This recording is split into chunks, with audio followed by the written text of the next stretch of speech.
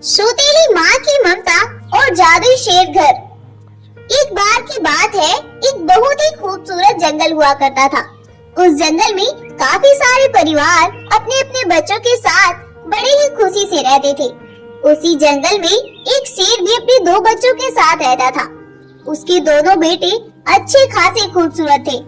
उनकी माँ उन दोनों को जन्म देते ही मर गई थी और शेर बेचारा अपने आप ही उन्हें पालता था। लेकिन उसे डर था कि जब वो जंगल में जाता है तो उसके बेटों को कोई नुकसान ना पहुंचा दे, क्योंकि वो तो दिखने में भी बहुत खूबसूरत थे। इसीलिए बस वो जंगल भी कम ही जाया करता था।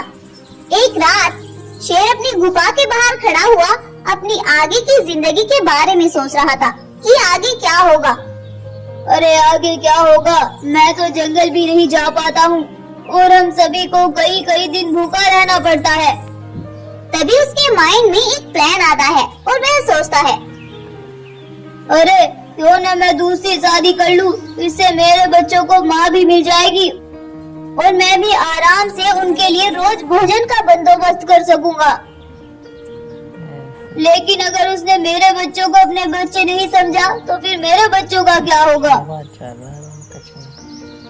चलो देखता हूँ, जो होगा देखी जाएगी।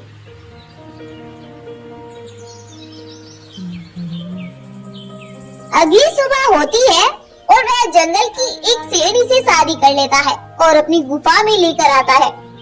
शेरनी उन बच्चों को देखकर खूब खुश होती है और उनको खूब लाड प्यार करती है और वो दोनों बच्चे भी अपनी माँ को देखकर बहुत खुश होते हैं। इसी तरह से कुछ दिन बीतते हैं और शेरनी उन बच्चों से खूब लाड प्यार करने लगती है। एक बार शेरनी और शेर के दोनों बेटे जंगल में घूम रहे होते हैं कि तभी वहाँ पर एक शेर घर प्रकट होता है और वह शेर के एक बेटे को लेकर वहाँ से गायब हो जाता है। शेरनी इतना कुछ कर पाती, वो शेर घर वहाँ से चुटकियों में गायब हो जाता है। शेरनी ये सब देखकर बहुत डर जाती है और वह खूब रोने लगती है। शेरनी को ऐसे रोता देखकर शेर और बाकी जानवर भी वहाँ आते हैं। तब शेरनी उन सभी को उस शेर घर की बात बताती है कि कैसे वह उसके बेटे को लेकर वहाँ से गायब हो गया। शेर ये सब बातें सुनकर हैरान हो जाता है और वो तीनों वापस अपनी गुफा में आते हैं। लेकिन वो तो समझ ही नहीं पा रहे थे कि ऐसा कैसे हो सकता है। रात हो जाती है लेकिन उनकी टेंशन और भी बढ़ती ही जाती है। अगले दिन शेर और शेरनी दोनों अपने बेटे को जंगल में लेकर जाते हैं और अपने बेटे को जंगल में खिलाने लगते हैं। तभी फिर से वही शेर घर वहाँ प्रकट होता है और उसके दूसरे बेटे को भी लेकर वहाँ से गायब हो जाता है। अरे अरे ये सब क्या हो रहा है? मेरे दोनों बेटों को ले गया ये शेर घर, अब हम क्या करेंगे? शेरनी ऐसा बोलकर खूब रोने लगती है। शेर भी ये सब देखकर कुछ समझ नहीं पाया था। वो वही खड़े होकर उस शेर घर के आने का इंतजार करने लगते हैं। रात हो जाती है लेकिन अब तक भी वो शेर घर वापस नहीं आया था। तभी कुछ देर बाद फिर से वहाँ पर एक रोशनी होती है और वो शेर घर फिर से वहाँ आता है और उस शेर घर के अंदर से आवाज आती है, हम तुम्हारे बच्चों को छोड़ देंगे, लेकिन इसके लिए तुम्हें हमें भी कुछ देना होगा। क्या क्या देना होगा? मैं तुम्हें अपना सब कुछ देने के लिए तैयार हूँ, बस तुम मेरे बच्चों को छोड़ दो। ठीक है, तो फिर मैं तुम्हें बताती हूँ कि मुझे क्या चाहिए। क्या चाहिए बताओ जल्दी से। मुझे तुम्हारी पत्नी शेरनी की बलि चाहिए, क्या तुम मुझे ये सब दे सकते हो? शेर उसकी ये शर्त सुनकर हैरान रह जाता है कि वो कैसे किसी की जिंदगी का फैसला कर सकता है और वो चुप ही रहता है। तभी शेरनी बोलती है, ठीक है, मुझे तुम्हारी शर्त मंजूर है, लेकिन तुम पहले हमारे बेटों को छोड़ो। इतना सुनकर वो शेर घर शेरनी के दोनों बेटों को छोड़ देता है और शेरनी चुपचाप शेर घर के अंदर चली जाती है। जैसे ही शेरनी उस शेर घर के अंदर जाती है, वह देखती है कि वहाँ पर एक विशाल शेरनी खड़ी हुई है और वह शेरनी उससे बोलती है, तुम अपनी परीक्षा में सफल हुई। मैं तो देखना चाहती थी कि तुम कितनी ईमानदार हो। क्या तुम इन बच्चों के लिए अपनी जान दे सकती हो? आज मुझे यकीन हो गया कि तुम ये सब कर सकती हो। मांगो, तुम्हें क्या मांगना है? मुझे कुछ नहीं चाहिए। आपने मेरे बच्चों को लौटा दिया, यही मेरे लिए बहुत खुशी की बात है। अच्छा तो ठीक है, जाओ तुम अपने बच्चों के पास। शेरनी खुशी खुशी शेर घर से वापस आती है और दौड़ती हुई अपनी गुफा में आती है। शेरनी को देखकर शेर और उसके बच्चे बहुत खुश होते हैं। अरे अरे तुम आ गई। फिर शेरनी शेर को सारी बात बताती है। शेर ये सब बातें सुनकर बहुत खुश होता है और इस तरह से फिर से वो सभी जंगल में खुशी खुशी रहने लगते हैं। जंगल में बब्बर शेर अपने 2 बच्चों के साथ हंसी खुशी रहता था। उसके दोनों बच्चे ही बहुत ही सुंदर थे। उन दोनों बच्चों की माँ उन्हें जन्म देते ही मर गई थी, इसीलिए शेर अकेला ही उन्हें पालता रहता था और उन दोनों का बहुत ही अच्छे से ध्यान भी रखता था। शेर अपने दोनों बेटों से बहुत मोहब्बत करता था। बब्बर शेर के बेटे अभी बहुत छोटे थे, वो तो अभी जंगल के बारे में कुछ भी नहीं जानते थे। बब्बर शेर का एक मंत्री था गोरिल्ला। वह गोरिल्ला बहुत दिनों से बब्बर शेर की सेवा करता था। उसने आज तक बब्बर शेर को कभी भी धोखा नहीं दिया था। उसने कभी भी बब्बर शेर के साथ नमक हरामी कभी भी नहीं की थी और वो बब्बर शेर के बेटों को अपनी सगी औलाद की तरह ही मानता था। इसीलिए बब्बर शेर उस पर बहुत भरोसा करता था और वह कभी भी किसी भी जानवर से उसकी बुराई बिल्कुल नहीं सुन सकता था। उसी जंगल में एक जालिम बाघ भी रहता था।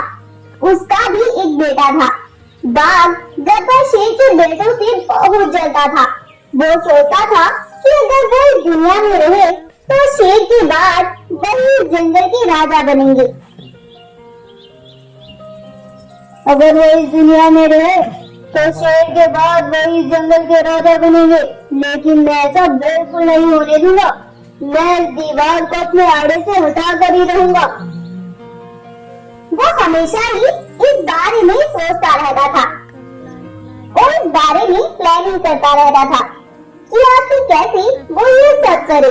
एक दिन वो अपने माइंड में एक प्लान सोचकर जंगल की ओर निकलता है और अपने बेटे को गुफा पर ही छोड़ जाता है। और वह जब जंगल में घूम रहा होता है तो उसे वहाँ पर शेर का मंत्री गोरिल्ला घूमता हुआ दिखाई पड़ता है। गोरिल्ला को देखकर बाघ तुरंत उसके पास जाता है और पीछे से उस पर वार करता है। गोरिल्ला उसका इतना खतरनाक वार होने पर संभल नहीं पाता है और बाघ गोरिल्ले पर वार करके उसे वहीं पर मार डालता है। और वो जब उसे मार देता है और उस गोरिल्ले की खाल पहनने वाला ही होता है, तभी एक भालू भागता हुआ बाघ के पास आता है और उससे बोलता है, अरे भाई, वो आपका बेटा। क्या हुआ मेरे बेटे को? वो बाघ भाई। अरे क्या वो कर रहे हो, जल्दी से बताओ।